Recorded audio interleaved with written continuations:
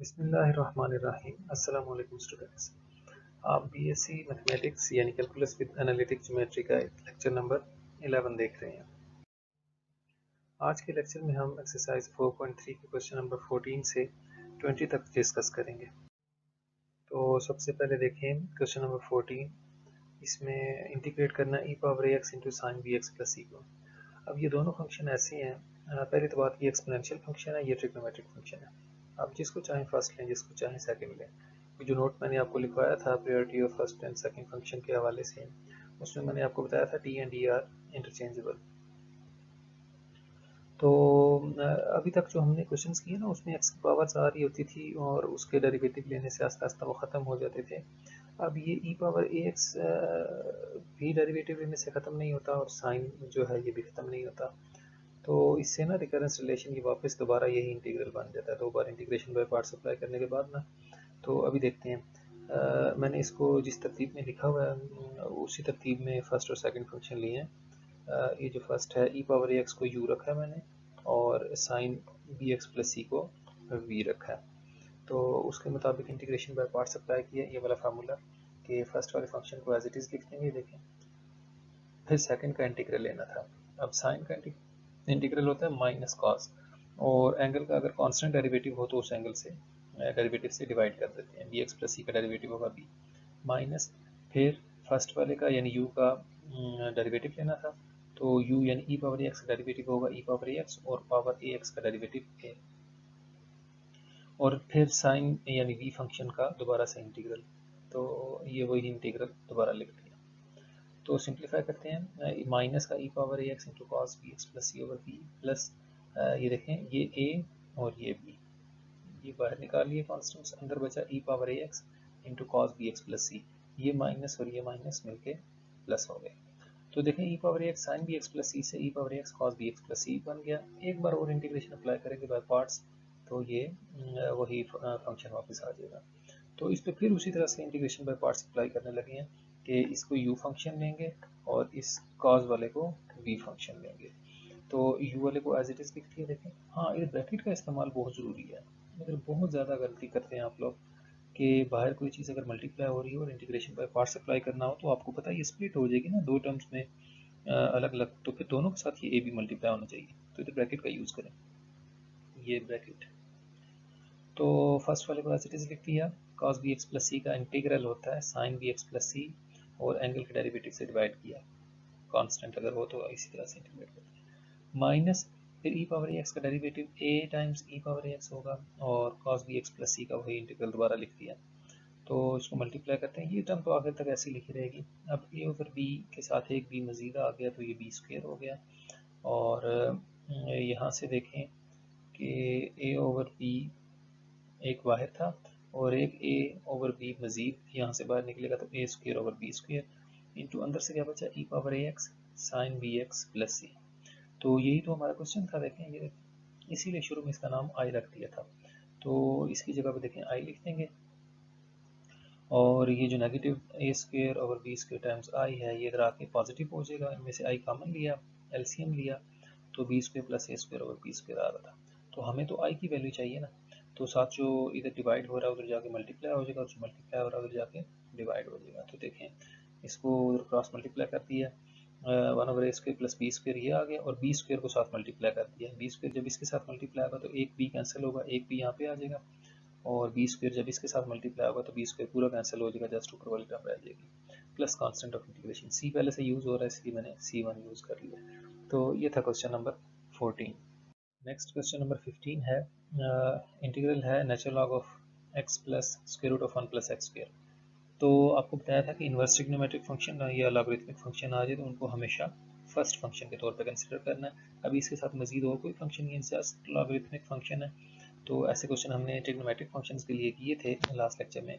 तो उसके साथ हमने सेकंड फंक्शन को 1 मल्टीप्लाई कर दिया था, साथ 1 को कंसिडर किया था सेकंड फंक्शन। तो ये लॉग वाला जो फंक्शन है ये हमारा u फंक्शन हो गया, और ये जो 1 है ये v वाला फंक्शन हो गया। तो उसके मुताबिक ये इंटीग्रेशन बाय पार्ट्स वाला फार्मूला अप्लाई करते हैं।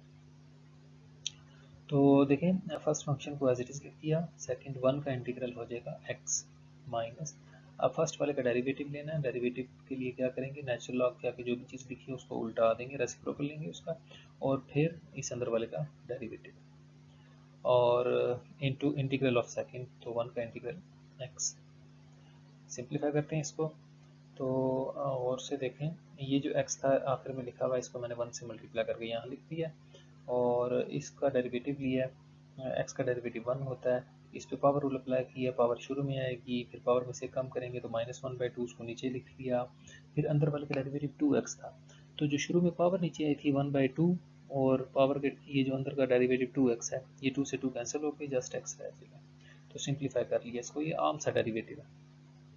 फिर एलसीएम लिया इसका, 1 + x फिर यहाँ पे मल्टीप्लाई होगा, तो जब मल्टीप्लाई होगा तो देखें 1 + x² + x और 1 + x² + x ये कैंसिल हो रहे हैं, तो हमारे पास बचेगा ऊपर से x और नीचे √1 + x²।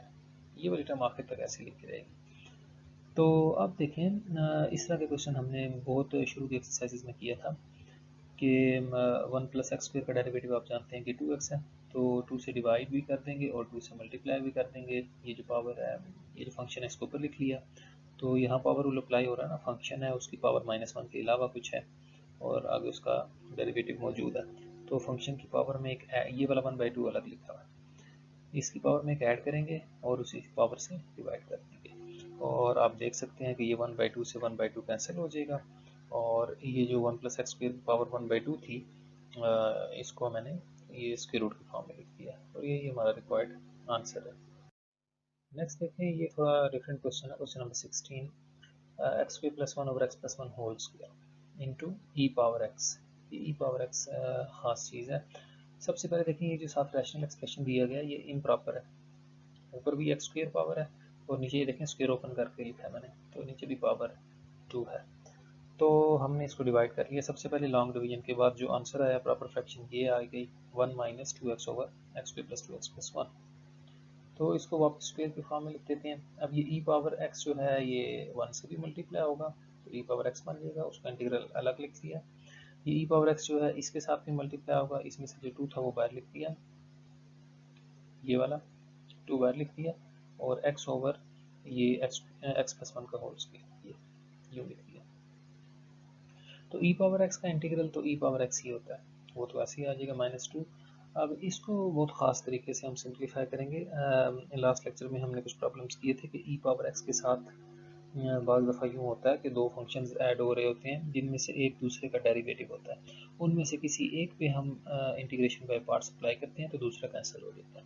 तो यहाँ भी वही केस बनेगा। देखें ऊपर x है ना, x + 1 बनाने के लिए, नीचे जैसा बनाने के लिए इसमें एक ऐड करते हैं 1 और एक सब्ट्रैक्ट कर लेते हैं, तो ये जो x + 1 का होल स्क्वायर है ये x + 1 के नीचे भी आ जाएगा, देखें, और 1 के नीचे भी आ जाएगा, अलग अलग डिवाइड कर लिया, और e पावर x अपनी जगह पर लिखा। अब ये तो एक पावर कैंसिल हो जाएगी इसकी, देखें ये स्क्वायर है ना, एक x + 1 कैंसिल हो जाएगा, और हमारे पास 1/x + 1 रह जाएगा, और यहाँ से -1/x + 1 का होल स्क्वायर।